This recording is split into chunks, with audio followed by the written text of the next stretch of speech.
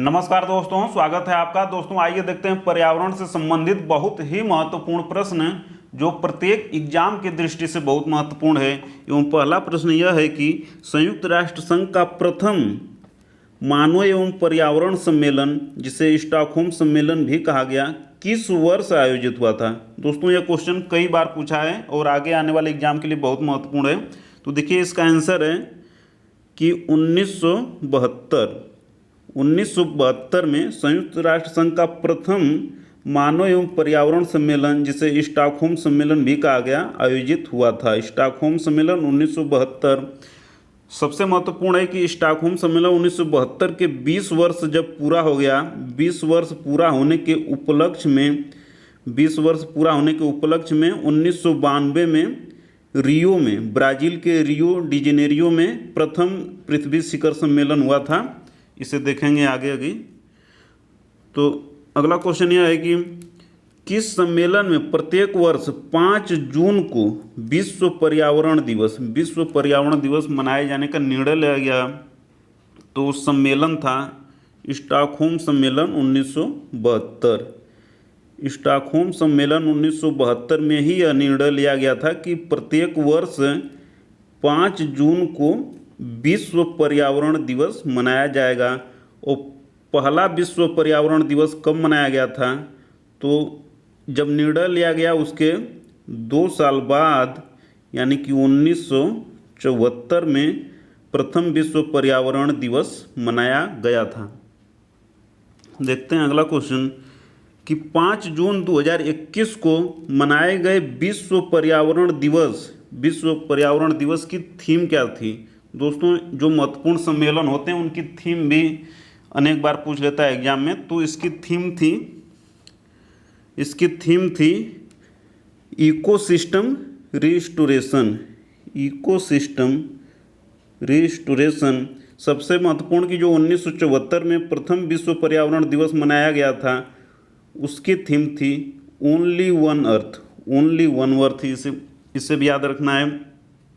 Building back, BSC के back है, तो बिल्डिंग बैक बेटर एक किसकी थीम है? तो ये थीम है अभी जो G7 का आयोजन हुआ था कार्निवाल ब्रिटेन में G7 का आयोजन हुआ था, तो उसकी थीम थी बिल्डिंग बैक बेटर। और we are part of the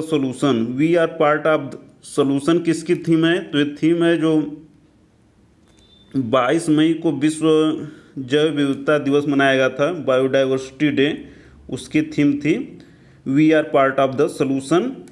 building back better G7 जो कि कार्निवाल ब्रिटेन में आयोजित हुआ था, इसकी थीम थी इकोसिस्टम रिस्टोरेशन। किसकी थीम है? तो ये है विश्व पर्यावरण दिवस जो मनाया गया था 5 जून को, उसकी थीम है। ओनली वन अर्थ किसकी थीम है? तो प्रथम विश्व पर्यावरण दिवस जो कि 1974 में आयोजन हुआ था, उसकी थीम है only one earth. Ecosystem restoration के अलावा अगर देखिए री इमेजिन, रिक्रिएट, रीस्टोर भी अगर दे एग्जाम में तो यह भी है, क्योंकि कई जगह यह भी लिखा है री इमेजिन, रिक्रिएट, रीस्टोर। इसको देख लेते हैं कि री इमेजिन,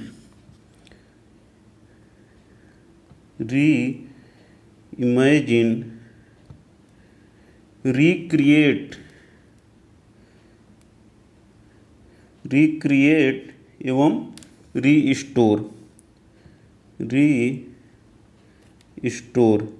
अगर इकोसिस्टम रिस्टोरेशन न दिया हो, री इमेजिन, रिक्रिएट एवं रीस्टोर दिया है, तो यह भी 5 जून को मनाए गए विश्व पर्यावरण दिवस की थीम थी। दोनों को याद रखना है। और सबसे महत्वपूर्ण है कि 2021 का जो विश्व पर्यावरण दिवस मनाया गया, तो किसकी मेज़बानी में मनाया गया? तो अपने पड़ोसी पाकिस्तान की मेज़बानी में मनाया गया था विश्व पर्यावरण दिवस 2021। इसको भी ध्यान में रखना है। अब देखते हैं अगला क्वेश्चन है कि पर्यावरण किससे बनता है? यह भी एक बार PCS में पूछा गया है यूपी में। जैविक घटकों से, अजैविक घटकों से, भू आकृतिक घटकों से, उपर्युक्त सभी से।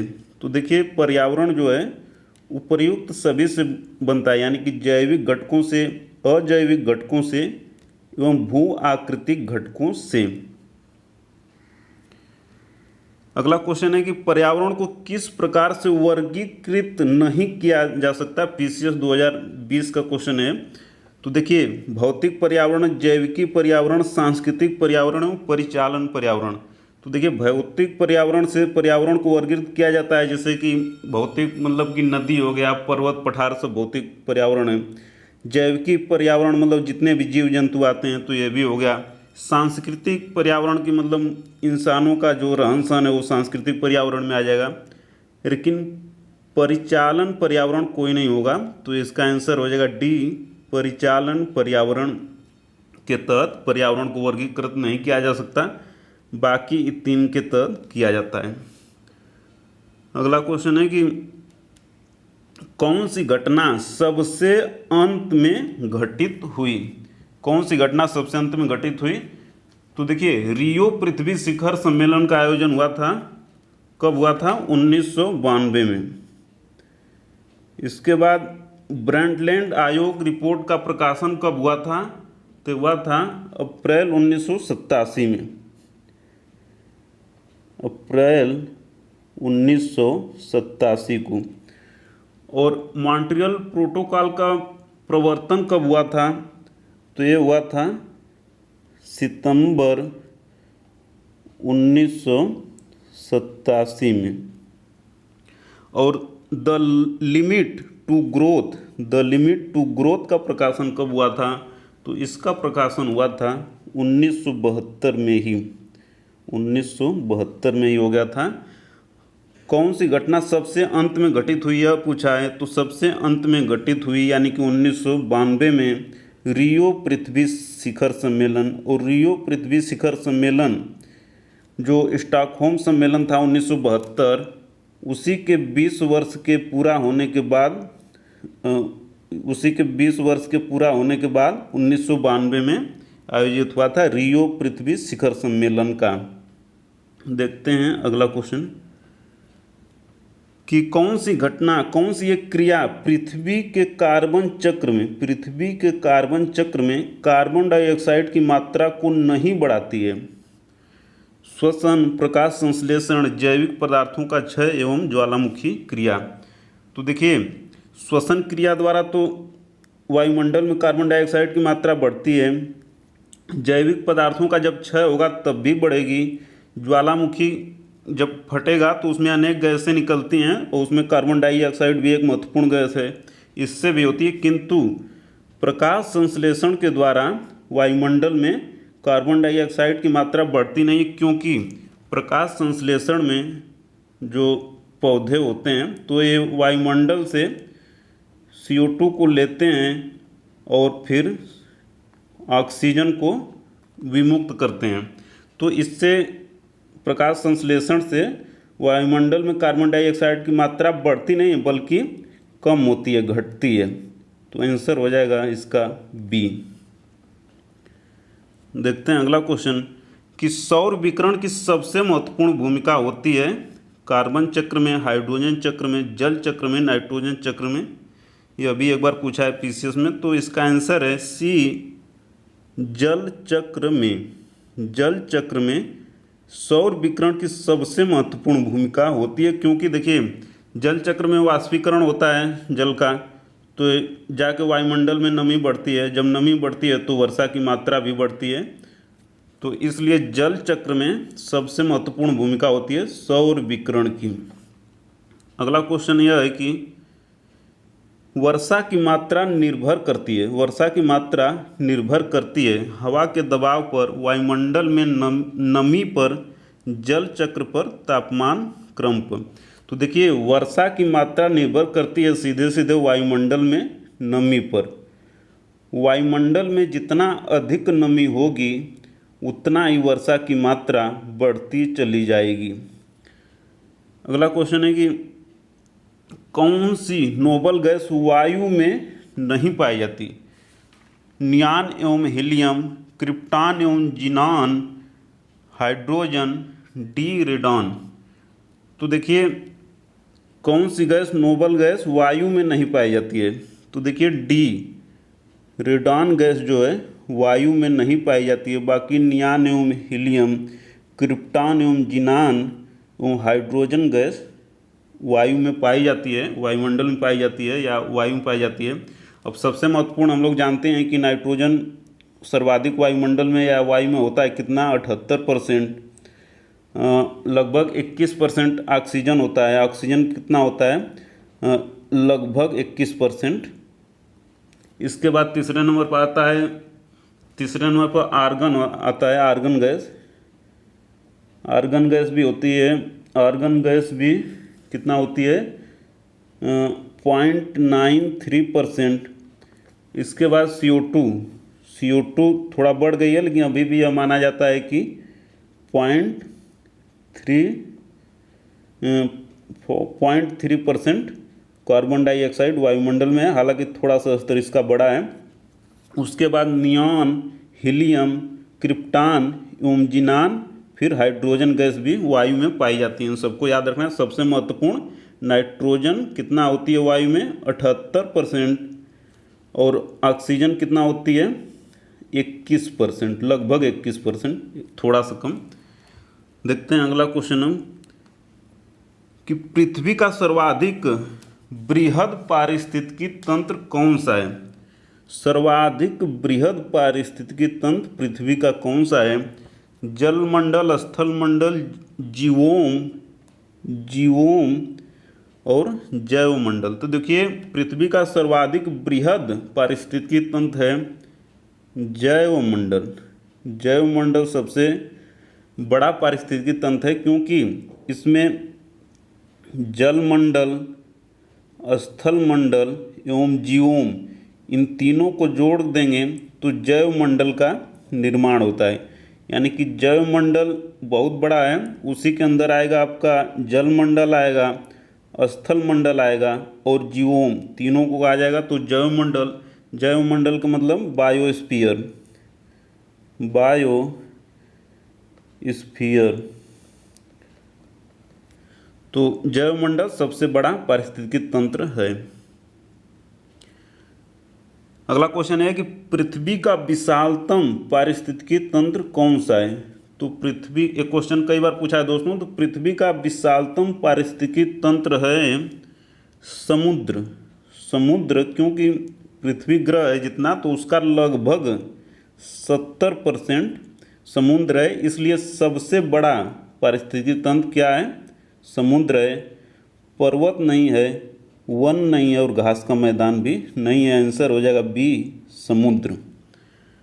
अगला क्वेश्चन देखते हैं दोस्तों कि कृत्रिम पारिस्थितिकी तंत्र कौन सा है? कृत्रिम पारिस्थितिकी तंत्र कौन सा है? तो देखिए वन तो कृत्रिम नहीं है बल्कि ये प्राकृतिक है, तो ये नहीं होगा। झील भी देखिए प्राकृतिक है, इसलिए नहीं ये होगा। और घास का मैदान भी प्राकृतिक है, इसलिए आंसर ये नहीं होगा। धान का खेत देखिए एक कृत्रिम है, प्राकृतिक नहीं है, कृत्रिम है धान का खेत, इसलिए आंसर हो जाएगा डी, धान का खेत कृत्रिम पारिस्थितिकी तंत्र है।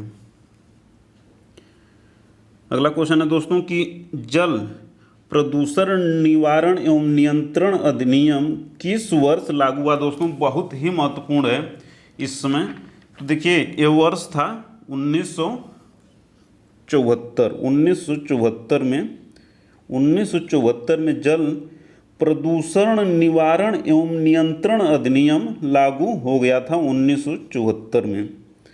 अगला क्वेश्चन है कि वायु प्रदूषण निवारण एवं नियंत्रण अधिनियम किस वर्ष लागू हुआ? तो ये लागू हुआ था 1981 में। 1981 में वायु प्रदूषण एवं निवारण नियंत्रण अधिनियम लागू हुआ था 1981 में। सबसे महत्वपूर्ण कि 1987 में इसमें ध्वनि प्रदूषण को भी जोड़ दिया गया। ध्वनि प्रदूषण को किस वर्ष जोड़ा गया? 1987 में। लेकिन वायु प्रदूषण नियंत्रण अधिनियम कब का है? 1981 का है। ध्वनि प्रदूषण भी इसी में जोड़ दिया गया 87 में। अगला क्वेश्चन यह है कि कौन सा एक सही सुमेलित नहीं है। 20 मार्च विश्व गौरैया दिवस, यह सही है। 21 मार्च विश्व वन दिवस, यह भी सही है। सी 22 मार्च विश्व जल संरक्षण दिवस, यह भी सही है। सी 23 मार्च विश्व टीबी दिवस, विश्व टीबी दिवस नहीं बल्कि 23 मार्च को है। 23 मार्च को क्या मनाया जाता है, विश्व मौसम विज्ञान दिवस। विश्व मौसम विज्ञान दिवस, विश्व मौसम विज्ञान दिवस 23 मार्च को। और विश्व टीबी दिवस, ट्यूबरकुलोसिस जो बीमारी होती है टीबी जिसमें लोग खांसते हैं, तो ये 24 मार्च को मनाया जाता है। 24 मार्च को। इन सभी 4-5 को याद रखना है दोस्तों, एक जरूर पूछता है एग्जाम में। देखते हैं अगला क्वेश्चन कि द फ्यूचर वी वांट, बहुत ही महत्वपूर्ण है दोस्तों। द फ्यूचर वी वांट किस सम्मेलन के घोषणा पत्र का शीर्षक था। तो इसका आंसर है रियो 20 सम्मेलन 2012।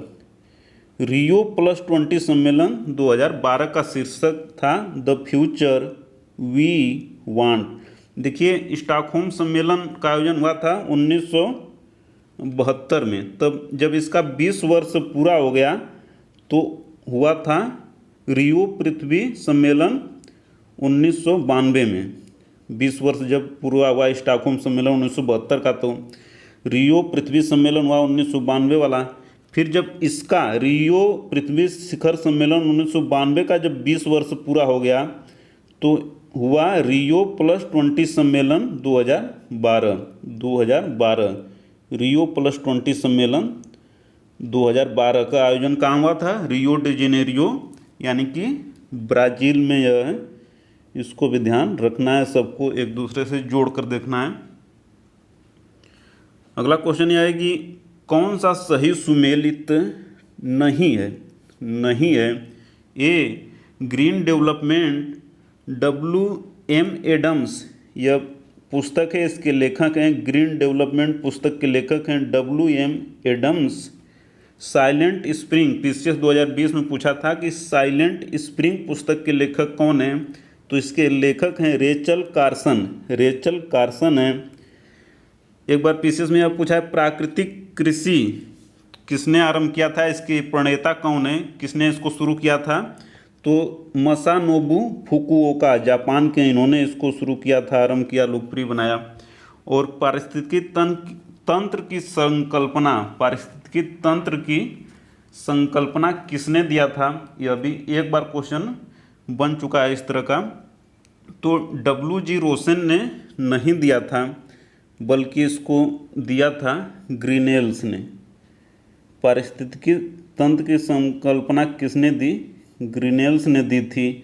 और WG रोसेन बायोडाइवर्सिटी की संकल्पना दी थी। जैव विविधता की संकल्पना किसने दी, WG रोसेन। बायोडाइवर्सिटी की संकल्पना WG रोसेन ने दी। और पारिस्थितिकी तंत्र की संकल्पना किसने दी थी, ग्रीनेल्स ने दी थी। तो इनको भी ध्यान रखना है। आंसर हो जाएगा इसका डी, क्योंकि डी सही सुमेलित नहीं है। अगला क्वेश्चन यह है कि किस सम्मेलन के निर्णय को कार्यान्वित करने के लिए भारत ने पर्यावरण संरक्षण अधिनियम 1986 पारित किया। बहुत ही महत्वपूर्ण क्वेश्चन है दोस्तों।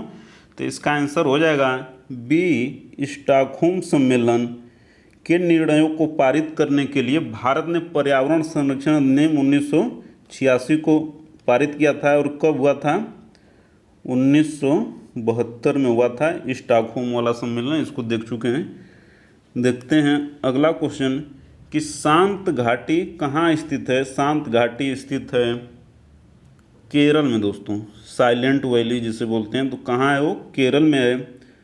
तो आज इतना ही दोस्तों, मिलते हैं जल्दी अगली वीडियो में। तब तक वीडियो को अंत तक देखने के लिए लाइक शेयर कमेंट और सब्सक्राइब करने के लिए आपका प्रेम पूर्वक बहुत बहुत धन्यवाद दोस्तों, बहुत बहुत धन्यवाद।